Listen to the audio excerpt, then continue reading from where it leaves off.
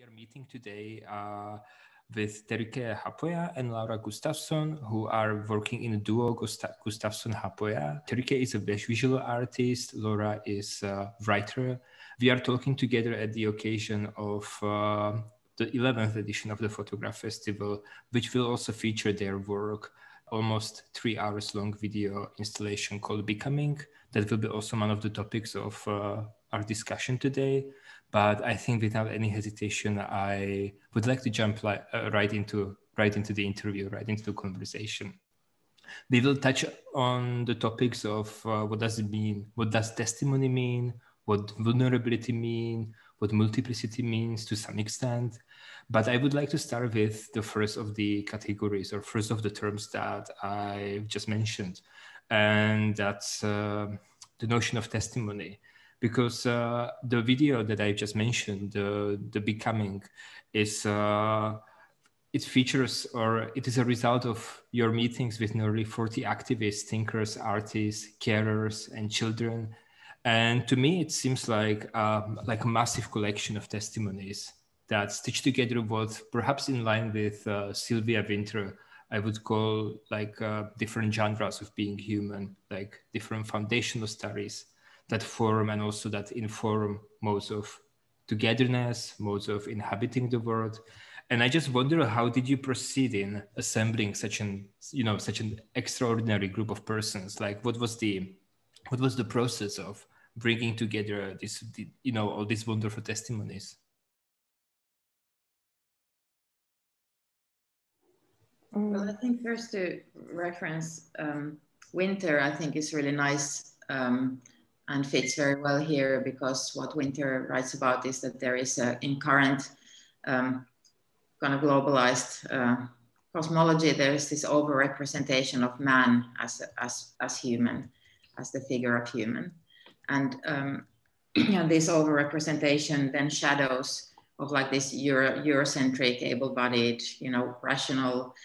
what she calls biocentric notion of what being a human means. It shadows all these other kinds of ways of conceptualizing and thinking of like what being a human means. And so this was kind of the initial idea, was to try to think of what is in becoming, in the sense of becoming from the shadows of the man, of the over-representation of man, into being a different kind of a modality or of being human, and what is becoming in the sense of becoming to light, or becoming more visible, or gathering force, or emerging from different sort of streams of culture that already nurture these different ways of being human. We started to think that who are these humans, and who actually wants this kind of life and this kind of world and the kind of futures that we are now creating in this society as a humanity, and we realized that there's actually so much of these other kinds of voices, and so much of these people whose practices differ from the kind of what we see in like what is in a kind of mainstream in society, and actually those kinds of people might form the majority. At least I believe that majority of us humans don't wish the kind of futures that are now like what we are creating now. And an abundance of voices, and I think just to continue from what Laura was saying, is that this abundance of these voices, and that's why we wanted to have not 10 experts, but to have the feeling that there is more and more and more. So is it also a proposition to form another kind of V, like if we stick with this terminology of Sylvia Winter, this kind of referent V? I mean, it happens to me quite often that I unwittingly use this referent we, just like we can do this, or we must do something, we should do something. And sometimes I actually forget that this we can be pretty exclusionary. Of course, living in the US has really like made me always remember that there's no one in this country can say that they represent we as, you know, as a nation, because it's so diverse. And so yes, definitely this referent we is not formed around any like single identity that would bind it together as we, other than maybe it's marginalization from the status of being, you know, something that's aspired to. And maybe also find from the, like, how we could be just like living beings, and how to form that kind of unity. And maybe to go from that a little bit more, what you said was really important, that the we is not only the human we. And actually, like, it's interesting that the piece in some way comes across, or sort of by accident, it can appear very, I don't know, maybe it doesn't, but I guess there is a reading that you can read it as anthropocentric, in the sense that there's like landscapes and there's always a person who's speaking. And even though there are scenes where the landscape is speaking, and there's, you know, there's a lot of that, those places and landscapes where we did the recordings with those interviews, and they would always be chosen by the people who were being interviewed. We still, in the visual field, you always still have like individuals that are framed by the, so it's like, it's kind of like a contradiction that then we portray this discourse as if it was individuals speaking. And that's what we've been thinking of, like, in the future, to how to like move further and try to show more of that collective nature of building thoughts and building discourses, and that this we is like as a what may be like most important to this other kind of thinking of the we, then, or this other kinds of ways of being human than what the man sort of in Winter's thinking is that it's relational and it's communal, and the relationality is foundational to how it exists. And that's something that we sort of like didn't portray in that video. Yeah, and the people are, it's not like people in a landscape, but people as part of the landscape. But there's also something that the video partly achieves by, you know, using different modes of expression than spoken language. Like, there's a lot of poetic expression, there's a lot of gestures, songs, or just sights. Like, these kinds of like non-verbal communications bring the human expression on the same par with the landscape, with the non-humans. And are there any other moments that are particularly important to you, or that you like to return to? I mean, I understand that probably all of those 40 persons have a special value, but what are the moments that you like to return to for whatever reason? The Sapmi, the Sami, indigenous Sami land, it may be most significant for this question. Not most significant, but in the sense that it has, it's the biggest maybe reminder of that this overrepresentation of man is not covering all the corners of the world, but that there are like traditions that are alive and maybe not flourishing in the sense that they're constantly struggling for survival, but are flourishing in the sense that they are, you know, they exist, and there are different cosmologies that are lived communally and lived with the nature and the environment, and with economies and social traditions. So that, I think, is really, really important. Like Laura said, that that this that is not just a theoretical question. Like in post-humanist thinking, many times we just tend to see that or think that the new kind of human has to be invented somehow, you know, from scratch. And it's actually, it exists, this other kind of way of being human exists, and it exists culturally, and it exists as a lived experience. It's so simple, but yet it's like, it's so hard to understand for a person who has like grown up in this kind of culture as we have, as I have. And another very important part was when we met Ruby van der Wecken and we went to this co-op place in a farm where they are growing together, co-owning and co-producing food in this farm, and the way she talked about the land also, and about the power of what it gives for people when they grow their own food and control and are in command of their own food production. That was a kind of moment that changed something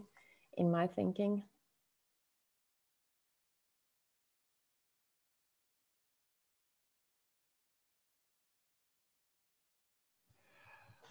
What you just said relates very well, I guess, with the overall ambition of the festival, that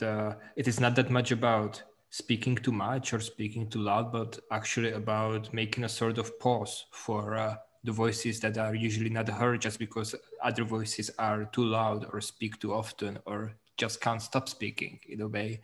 that the festival creates this sort of like a space for pause, also for muting, perhaps, those voices that have the usual authority in the Western culture to speak on behalf, for example, of natural processes such as climatology, science in general. And I wonder what is the role of artists in creating this space of pause? It's really also about, like, when I'm thinking of the people who are in becoming, they have very loud voices and they have very vibrant and strong practices of their own. And I would never say that I'm giving a voice to any of these people, that I'm in any position to give a voice or to offer a platform or anything like that. This is not at all where we come from, but it's more about learning and offering a place to learn and to think with, to people who watch the video and can then, you know, like, so it's more like calling these thoughts together so that they can be thought of together than giving a voice or anything like that. Milla-Mari Pylkkänen said in her interview, just shut the fuck up and listen. Like, and I think that's wonderful advice, actually. But yeah, maybe with art, you don't always have to like try to fill in the space and like you said, Lukáš, but exactly to try to create this site or this place or time for contemplation. So is there also this moment of throwing yourself into the flux of reality or of the more than human, like exterior, and just seeing or hoping that you will bring something back from that kind of river that you throw yourself into? I was talking with someone and thinking of like examples that of works that are contributing to a political reality or political struggle without being collective or collaborative in form. And one thing that came to my mind was like Frantz Fanon's work, that where he's writing about for example, sexuality and race in a way that's deeply personal, and that comes from a deeply personal experience of living in this world as a human being, and what that means. And it requires a certain skill of introspection that's necessary. And that he didn't call for a group of artists to think of this together and that's not how some things come to life, because that introspection is in the you bring something out that's in the realm, that's lived in the realm of the private. And I think there is also that, not to just throw that away, that we also have to have space for that.